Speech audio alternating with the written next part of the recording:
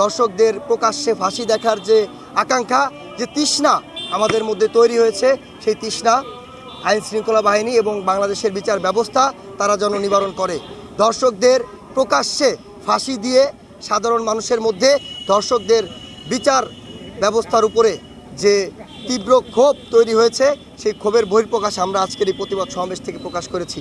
আমরা এমন একটা সমাজে বসবাস করছি যেখানে ধর্ষকরা বুক ফুলিয়ে রাস্তায় হেঁটে বেড়াচ্ছে, তার পরিবাররা গর্ব করছে, অথচ ধর্ষিত এবং তার পরিবাররা সমাজে কোণঠাসা হয়ে বেঁচে আছে। এমন একটি সমাজকে আমরা চেয়েছি, এমন একটি সমাজে বসবাস করছি যেখানে শিশুরা প্রতিদিন ধর্ষণ হচ্ছে এবং হত্যা হচ্ছে। এ ধরনের সমাজ কখনো আগামীর ভবিষ্যৎ হতে পারে না। আগামীর ভবিষ্যৎকে বাঁচাতে হলে আমাদের এই প্রথা থেকে বেরিয়ে আসতে হবে, ধর্ষকদের বিচারের ব্যবস্থায় আনতে হবে। যে রামিসার হত্যার খুনি ধর্ষক চিহ্নিত হওয়ার পরেও ধর্ষকের এখন পর্যন্ত শাস্তি নিশ্চিত হয়নি। আমরা 1 বছর আগে ফিরে গেলে দেখতে পাবো আছিয়ার ধর্ষকরা এখনও বাইরে দিয়ে ঘোরাফেরা করছে।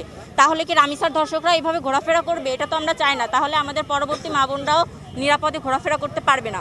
যদি এতদিনে আসিয়ার ধর্ষকদের জনসমাজে মৃত্যুদণ্ড দেওয়ার নিশ্চিত করা হতো, তাহলে আজ হয়তো আমার বোন রামিসার মৃত্যু হতো না।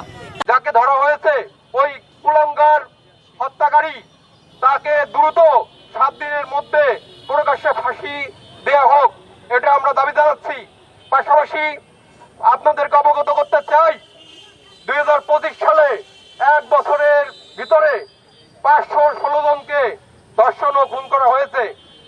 এই 2026 সালে 6 মাসের মধ্যে 481 জনকে খুন ও ধর্ষণ করা হয়েছে।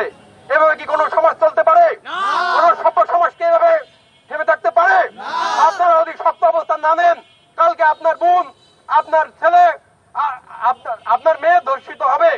আপনি যদি চুপ থাকেন, তাহলে আপনার মেয়ে যখন ধর্ষিত হবে, তখন আপনি যখন কান্নাকাটি করবেন, তখন কিন্তু কোনো ফল হবে না। রামিসা হত্যার বিচার যদি প্রকাশ্যে না করা হয়, গোপালগঞ্জ থেকে কঠিন কর্মসূচি সারা বাংলাদেশে দেখা হবে। সুতরাং ধর্ষকের সর্বোচ্চ শাস্তি আমরা প্রকাশ্যে মৃত্যুদণ্ড চাই, আর কোনো কথা হবে না। খবরের কাগজ, নিখাত, নির্ভীক, নিরপেক্ষ।